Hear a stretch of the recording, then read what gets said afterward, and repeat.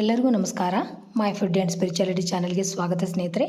ಇವತ್ತು ನಾನೊಂದು ತುಂಬ ಡಿಫ್ರೆಂಟ್ ಆಗಿರುವಂಥ ರಿಚ್ ಆಗಿರುವಂಥ ಮಿಲ್ಕ್ ಕೇಕ್ ಯಾವ ಥರ ಮಾಡೋದಂತ ತೋರಿಸ್ಕೊಡ್ತೀನಿ ಬರ್ರಿ.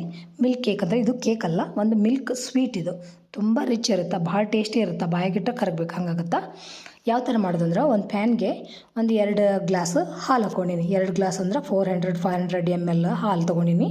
ಇದನ್ನು ಉಗುರು ಬೆಚ್ಚಗಾಗುವಷ್ಟು ಕಾಯಿಸ್ಕೊಂಡು ಗ್ಯಾಸ್ ಆಫ್ ಮಾಡ್ಕೊರಿ.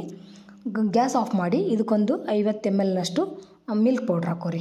ಗ್ಯಾಸ್ ಯಾಕೆ ಆಫ್ ಮಾಡ್ಬೇಕಂದ್ರೆ ಹಾಲು ಕೋಲ್ಡ್ ಇದ್ರೂ ಮಿಲ್ಕ್ ಪೌಡ್ರ್ ಹಾಲಿನ ಜೊತೆ ಗಂಟಾಗತ್ತೆ, ಬಿಸಿ ಇದ್ರೂ ಗಂಟಾಗತ್ತೆ. ಅದಕ್ಕೆ ಉಗುರು ಬೆಚ್ಚಗೆ ಆದ ತಕ್ಷಣ ಅದನ್ನು ಗ್ಯಾಸ್ ಆಫ್ ಮಾಡಿ ಮಿಲ್ಕ್ ಪೌಡ್ರ್ ಹಾಕಿ ಕಲಿಸ್ಕೊಂಡು ವಾಪಸ್ ಗ್ಯಾಸ್ ಹಚ್ಕೊಂಡು ಸಣ್ಣಗೆ ಇಟ್ಕೊಂಡು ಮಿಕ್ಸ್ ಮಾಡ್ಕೋವಂತ ಬರ್ರಿ.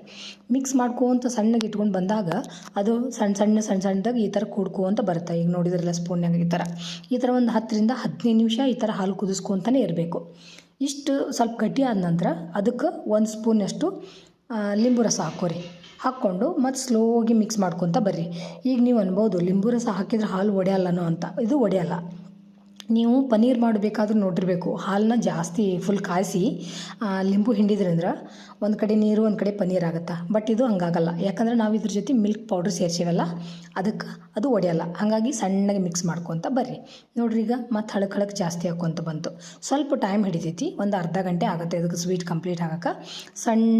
ಸಣ್ಣಗೆ ಇಟ್ಕೊಂಡು ಸ್ಲೋಗಿ ಮಿಕ್ಸ್ ಮಾಡ್ಕೊತ ಹಾಲಿನ ಕನ್ಸಿಸ್ಟೆನ್ಸಿ ಎಲ್ಲ ಗಟ್ಟಿ ಹಾಕೋವಂತ ಬರಬೇಕು. ನೋಡಿರಿ ಈಗೆಲ್ಲ ಫುಲ್ ಮಂದಾಗಿ ಗಟ್ಟಿ ಹಾಕೋಂತ ಬಂತು. ಈಗ ಒಂದು 15-20 ನಿಮಿಷ ನಾನು ಮೇ ಬಿ ಮಿಕ್ಸ್ ಮಾಡೀನಿ ಅನ್ಸುತ್ತಾ. ಈಗೇನು ಮಾಡಿರಿ, ಒಂದು 100 ಗ್ರಾಮ್ ಶುಗರ್ ಹಾಕೋರಿ. ನೀವು ಶುಗರ್ ಬೇಕಂದ್ರೆ ಕಡಿಮೆ ಬೇಕಂದ್ರೆ ಸ್ವಲ್ಪ ಒಂದು 80 ಗ್ರಾಮ್ನಷ್ಟು ಶುಗರ್ ಹಾಕೋರಿ. ಆವಾಗ ನಿಮ್ಗೇನಾಗುತ್ತಂದ್ರೆ ಕಡಿಮೆ ಅನಿಸಿದ್ರೂ ನಾವು ಆಮೇಲೆ ಸ್ವಲ್ಪ ಚೆಕ್ ಮಾಡಿಕೊಂಡು ಟೇಸ್ಟ್ ಮಾಡಿ ಬೇಕಂದ್ರೆ ಹಾಕ್ಕೋಬೋದು ಲಾಸ್ಟ್ಗೆ. ನಾನು 100 ಗ್ರಾಮ್ ಹಾಕೀನಿ, ಕರೆಕ್ಟ್ ಆಗೈತಿ. ಈಗ ಮತ್ತು ಸಕ್ಕರೆ ಕರಗಿಸ್ಕೊತ ಸಣ್ಣಗೆ ಮಿಕ್ಸ್ ಮಾಡ್ಕೊತಾನೆ ಗಟ್ಟಿ ಆಗುವವರೆಗೆ ಮಿಕ್ಸ್ ಮಾಡ್ಕೊತಾನೆ ಇರಬೇಕು. ಒಂದು ಅರ್ಧ ಗಂಟೆ ಹಿಡಿತೈತಿ.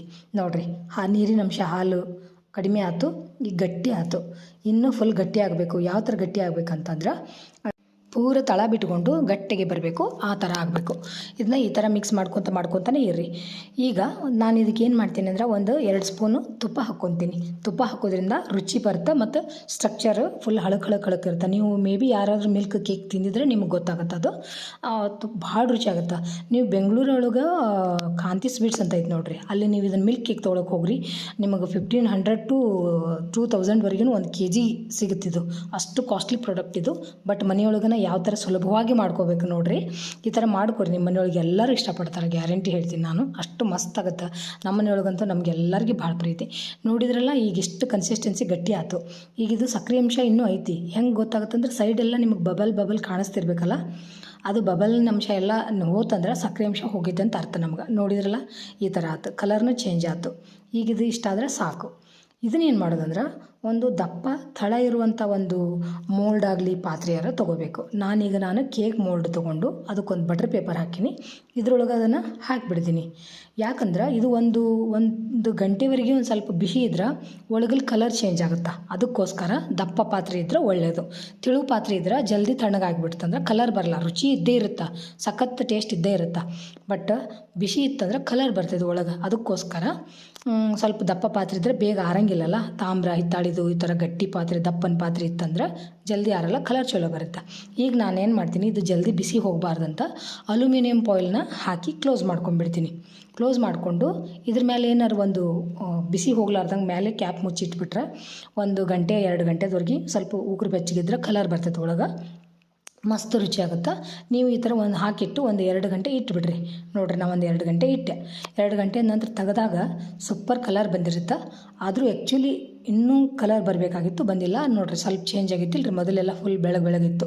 ಈಗ ಇದನ್ನು ಒಂದು ತಟ್ಟಿಗೆ ಡಂಪ್ ಮಾಡ್ಕೊರಿ.